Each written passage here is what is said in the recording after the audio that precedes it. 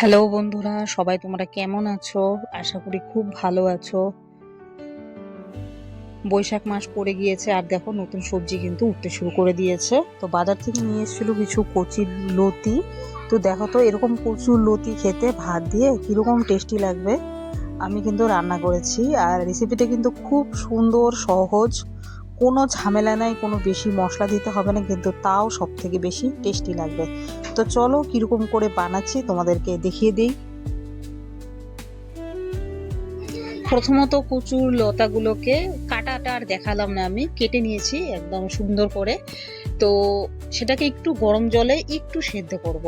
এখন সেদ্ধ করাটার মধ্যে একটা ব্যাপার আছে, কচুর লতাটা কিন্তু তখনই সব থেকে বেশি টেস্টি লাগবে যদি কচুর লতাটা সম্পূর্ণ না গলে যায়, আবার সেদ্ধটাও খুব সুন্দর হয়। তো আমি কিন্তু সেরকম করেই নামাচ্ছি। একটু খেয়াল রাখতে হবে রান্না করার সময় যাতে কচুর লতাটা সেদ্ধ হবে কিন্তু গলে যাবে না, তখন কিন্তু দেখবে খেতে অনেকটাই টেস্টি লাগবে। তো মশলাটা কি কি লাগবে চলো তোমাদেরকে আমি দেখিয়ে দিচ্ছি এর ফাঁকে। মশলা কিন্তু কচুর লতাতে একদমই কম দিব। সেদ্ধটা দেখো এরকমই হয়ে গিয়েছে, আমি কিন্তু সেদ্ধটা নামিয়ে নিচ্ছি। ঠিক এরকম ভাবে নামাতে হবে, সেদ্ধ হবে কিন্তু গলবে না। আর মশলাটা চলো দেখে নিচ্ছি। দেবো আমি এখানে ছোট একটা বড় সাইজের আর একটা ছোট সাইজের পেঁয়াজ নিয়েছি, রসুন আছে এখানে দুটো, আর পরিমাণ মতো হচ্ছে নেব লঙ্কা। ব্যাস এটুকুতেই যথেষ্ট, আর কোনো মশলার প্রয়োজন নেই।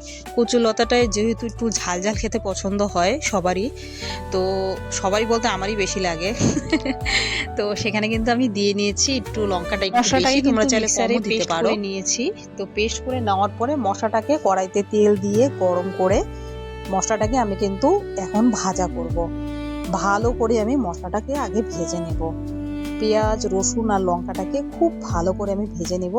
তার সাথে পরিমাণ মতো তেল তো দিয়েছি, আর দিয়ে নিচ্ছি আমি জল। তো এখানে হচ্ছে মেন মশলাটাকে কিন্তু খুব ভালো করে কষাতে হবে, পেঁয়াজ আর রসুনের যাতে কোনো রকম গন্ধ যাতে না থাকে। তো এই পেঁয়াজ রসুনটার একটু হালকা ভেজে জল দিয়েছি, তার সঙ্গে আমি দিয়ে দিলাম কিন্তু পরিমাণ মতো হলুদ। এই মশলাটাকে কিন্তু আমি কিছুটা এখন জলটাকে শুকিয়ে নেব, মশলাটাকে ভালো করে একটু ভেজে নেব।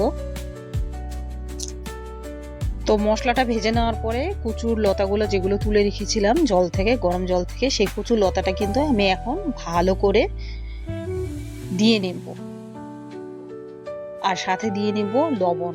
এখন এটাকে আরো আমি 5 থেকে 10 মিনিট খুব ভালো করে কষিয়ে নেব, কষাবো যতক্ষণ জলটা একদম না শুকিয়ে যায়, কারণ কচু লতাতে যদি জল থাকে খেতে কিন্তু একদমই ভালো লাগবে না। তাই জলটাকে আমি কিন্তু একদম আঁচটাকে কম দিয়ে শুকানোর চেষ্টা করব। সম্পূর্ণ ভালোভাবে কচু লতা মশলাটাকেও কষিয়ে নিব, আর জল যেটা আছে সেটাকে কিন্তু ভালো করে আমি শুকিয়ে নিব, কারণ যাতে কোনো পরিমাণে জল না থাকে। তাও দেখো কচু লতার মধ্যে কিন্তু এক ফোঁটাও জল নেই, মশলাগুলো কিন্তু সম্পূর্ণ কষে গেছে। আর এটাকে আমি কিন্তু এখন সম্পূর্ণ মশলাটাকে তুলে নিচ্ছি। শুকিয়ে নেওয়ার পরে জলটাকে শুকিয়ে নেওয়ার পরে পরিমাণ মতো তেল দিয়ে নিব কড়াইতে তেল দিব, যত সামান্য তেল লাগবে, অত বেশি তেলের প্রয়োজন হবে না।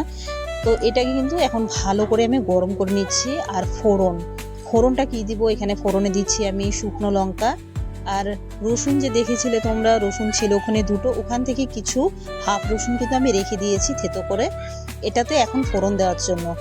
আর সাথে দিব হচ্ছে চ্যাপা শুটকি, শুকনো মাছ। আশা করি যারা খাও তারা সবাই জানো, মাছ যারা পছন্দ করো, আমার কাছে তো এটা খুব ভালো লাগে। যারা খেতে পছন্দ করো না তাদের কাছে কোনো ব্যাপার না, রসুন দিয়ে করলেও টেস্ট একরকম, আর এই চাপা শুটকি দিলে টেস্টটা একদম অন্যরকম হয়। যারা এটা খেতে ভালোবাসে তাদের কাছে খুব দারুণ লাগে, আমার কাছে তো একদম ফেভারিট লাগে, খুব ভালো লাগে খেতে। তো এই মশলাটাকে দিয়ে কিন্তু আমি এখন কষাবো। আর সব থেকে বড় কথা, আমি কিন্তু কষানোর সময় আঁচটাকে একদমই কম রেখে দিব, মিনিমাম 5 মিনিটের মতো কিন্তু আমি এটাকে ভালো করে মিশিয়ে নিব। তো দেখো কচুর লতা কিন্তু আমি ফোড়নটা দিয়ে নিয়েছি রসুন আর চাপা শুটকি দিয়ে।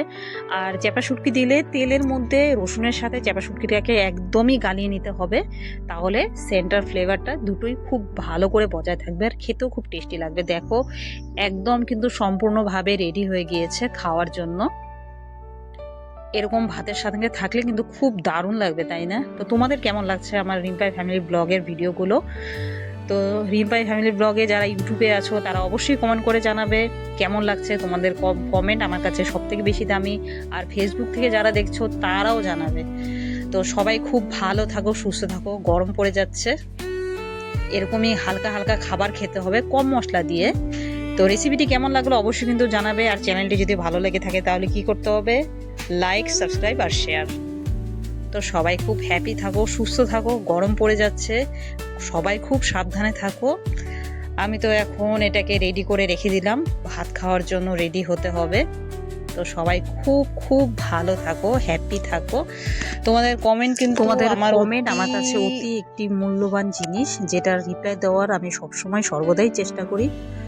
তো অবশ্যই কিন্তু সবাই জানাবে। আর এরকম সহজ রেসিপি তোমরাও ঘরে ট্রাই করতে পারো। তো সবাই খুব হ্যাপি থাকো, সুস্থ থাকো।